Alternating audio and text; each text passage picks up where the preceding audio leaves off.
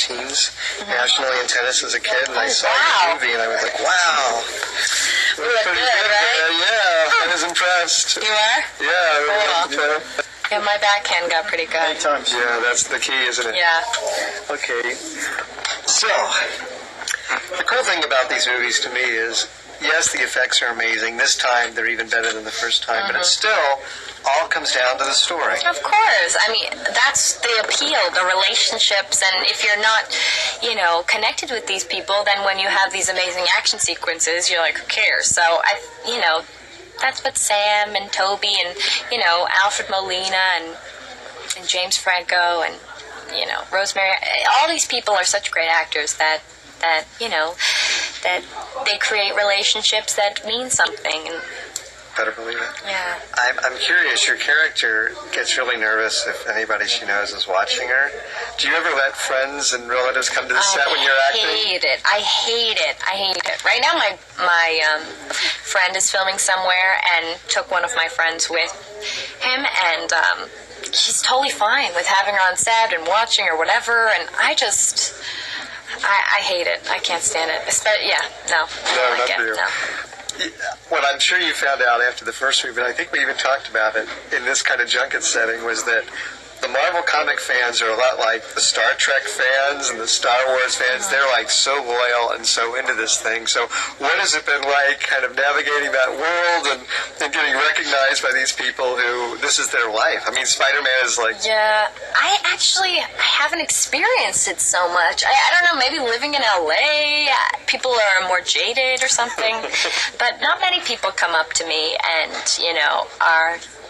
are like, oh my God, you're Mary Jane. You know what I mean? I bet everyone in LA just recognizes you and gossips about you, not really comes up and is like a really appreciative fan that's like, really sweet about it and genuine. It's usually just like, you know what I mean, in Los Angeles, so.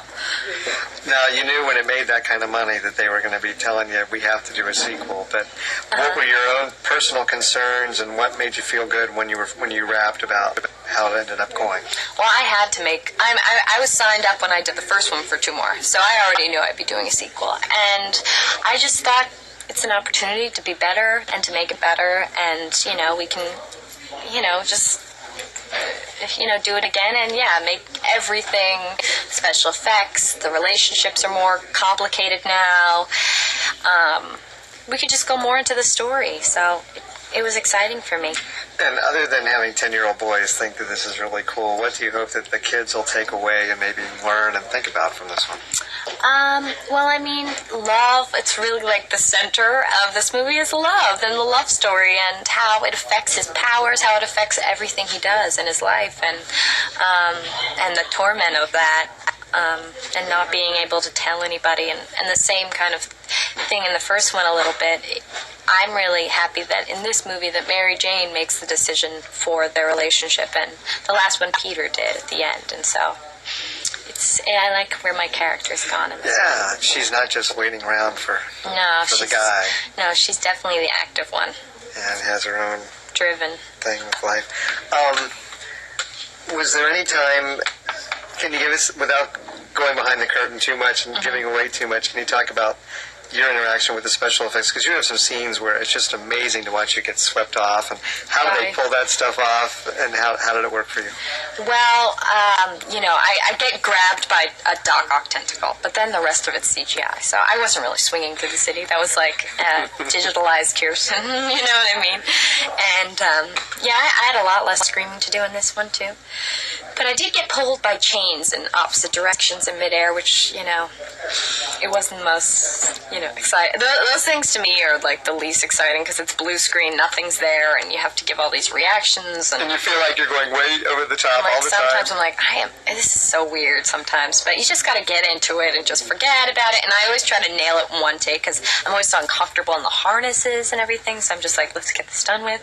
And so I always try to do it exactly right on the first try because I just don't want to, milking those things are not fun. And finally, is tennis a part of your life now? Is this like something or you just, it was over? It was over, I was like, threw my racket away. No, I didn't throw it away, but I haven't picked up a racket in a while. Yes. Well, that's tragedy because you looked really good in it. Thank you.